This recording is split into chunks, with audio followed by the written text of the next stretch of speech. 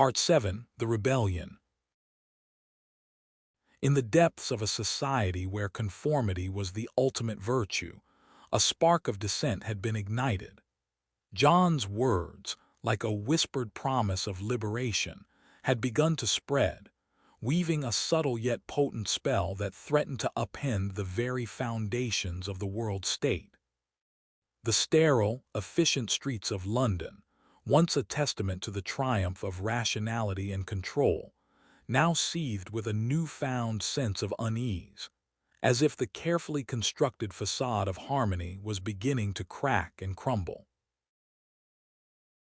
As the days passed, the whisperings of discontent grew louder, coalescing into a murmuration of discontent that echoed through the city's towering skyscrapers and neon-drenched thoroughfares. It was a gentle hum at first, a soft buzzing that seemed to emanate from the very fabric of the metropolis itself, but it quickly swelled into a cacophony of protests and demonstrations, as citizens, emboldened by John's message of individual freedom, began to question the authority of the world state. The once-omnipotent controllers, those paragons of wisdom and benevolence, now found themselves facing a crisis of unprecedented proportions.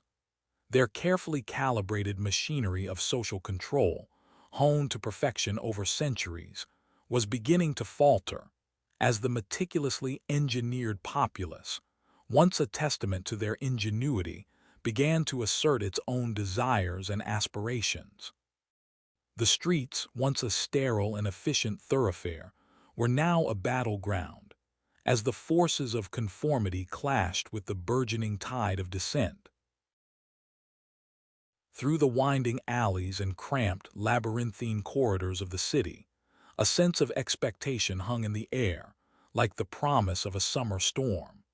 The crowds, a kaleidoscope of faces, each one a unique and intricate puzzle piece, seemed to vibrate with an almost palpable energy, as if the very act of gathering, of congregating in defiance of the world state's dictates, was enough to imbue them with a sense of purpose and belonging. And at the heart of this maelstrom, John, the enigmatic and troubled savage, stood as a beacon of hope, his words like a clarion call, ringing out across the city, a paean to the beauty and majesty of individuality. His was a message that resonated deep within the hearts of those who heard it, a reminder that, despite the world state's claims of perfection, there existed a profound and unbridgeable chasm between the sterile, efficient world of the controllers and the raw, unbridled beauty of the human experience. As the rebellion gained momentum, the world state's response grew increasingly draconian. The streets were filled with the ominous, black-clad figures of the police, their eyes hidden behind masks of impassive, mechanical indifference, as they sought to quell the uprising with an iron fist. The air was thick with the acrid smell of tear gas and smoke, the distant thrum of helicopters, and the anguished cries of the wounded as the city descended into chaos. And yet, despite the world state's best efforts to maintain control, the tide of dissent continued to rise, as if the very act of resistance had become a self-sustaining, organic entity, driven by a deep-seated desire for autonomy and self-expression. It was as if the populace, once a docile and complacent herd, had finally awakened to the realization that their existence was not, in fact, a mere simulacrum of life, but a vibrant, pulsing tapestry of experiences, each one unique and precious.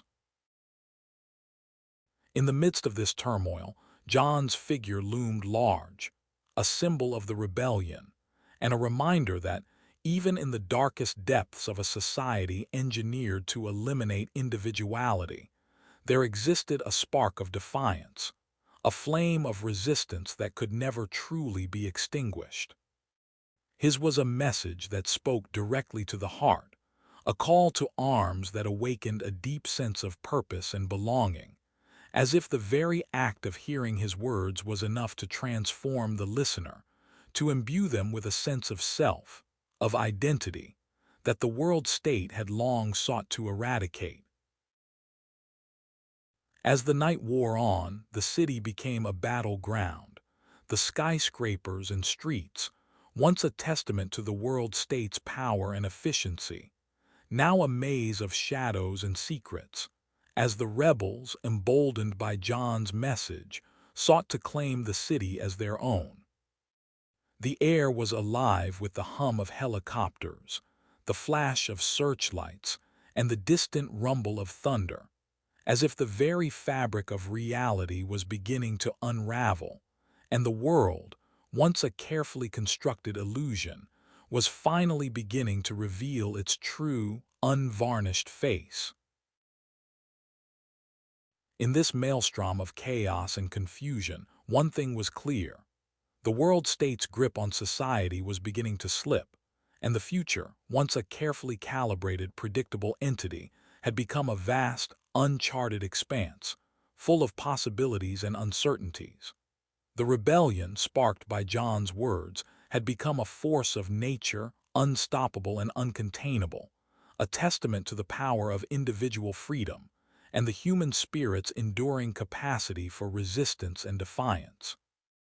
As the city burned and the world state's authority began to crumble, one thing was certain: nothing would ever be the same again.